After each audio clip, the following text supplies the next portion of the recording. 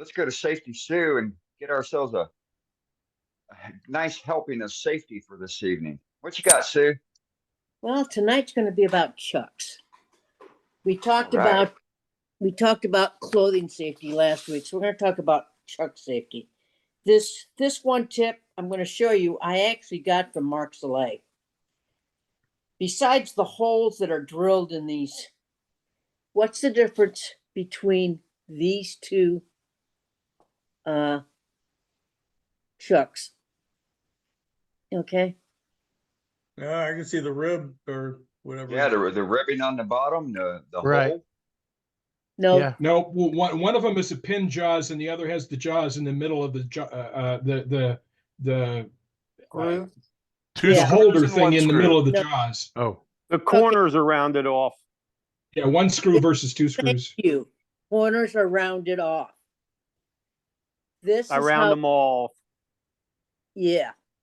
And it just takes a little bit on the stone, and you can just round them in 30 seconds or less. The reason for that is, especially for left-handers, you're turning, and if you get too close, what's that thing going to do when it comes around? It's going to hit you, and pretty soon bone will be there. Or If not. if you round them, your hand you'll get a bruise, and you'll say some words that I can't say tonight. But it's going to hit you and round. It's not going to cut you. So take your jaws and take them to the stone on your grinder, and just round them off a little bit.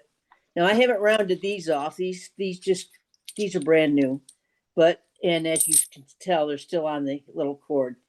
But yeah, I grabbed these so that you could see about that.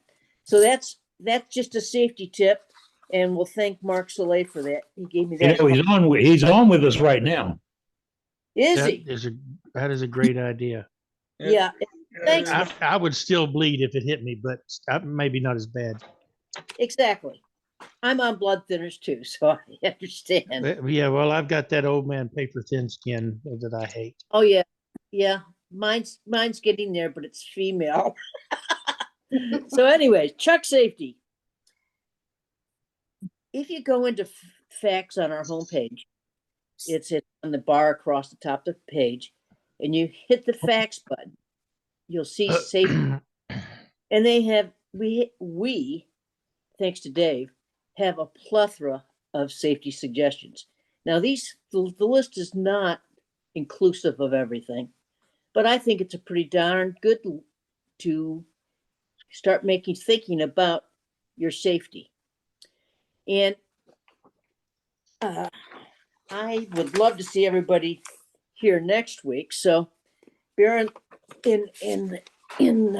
with me, guys, because I see mostly every other word. But okay, turn off the lathe before tightening the chuck. My goodness, yes.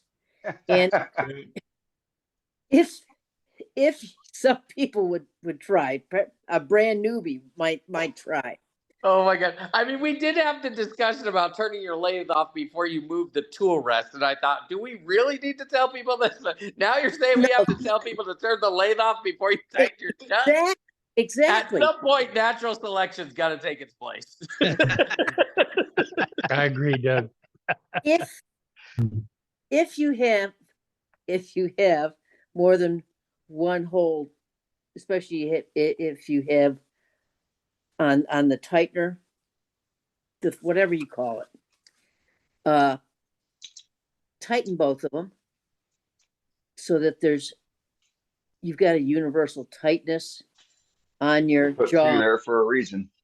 Yep, they're there for a reason. So tighten both of them so that you can get an even amount of tension between your jaw and the piece that you're turning.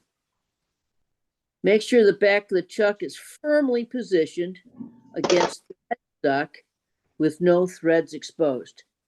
That's important.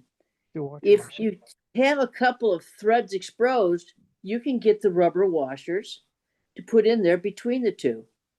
It's a great idea to have them. It also makes it easier for you to loosen your chuck. Even though the chuck is on there tight, sometimes it's kind of hard to loosen the chuck when you've tightened it with a death grip. So I recommend those round rubbers washers that you can get. And they're only a couple dollars a piece, guys. Here, it even says it in this safety thing. Use a washer to fill the space between the back of a chuck and headstock. Make sure the wood is flat against the jaws of the chuck. Okay, that's why we want to make sure that's flat there and it's seated on the jaws of the chuck, not the bottom of the jaw or not on the chuck itself. Just the side is going to be seated against the jaws up on top. Make sure the chuck key adjusting wrenches and knockout bars are removed before turning on the lathe. Make sure, I've got a spot on the side of my lathe that I put my chuck key in. And if it's not there, I don't turn that lathe on. And sometimes I look at it a couple times. So yeah, make sure that you've got that away from a set of jaws that's now moving at 1,000 RPMs and the everything behind you is broken. And in that scenario, make sure that when you do turn on your lathe, step to the side. Don't be the batting cage. So on truck safety, I just want you to be safe. There's so many things that natural selection can happen to people.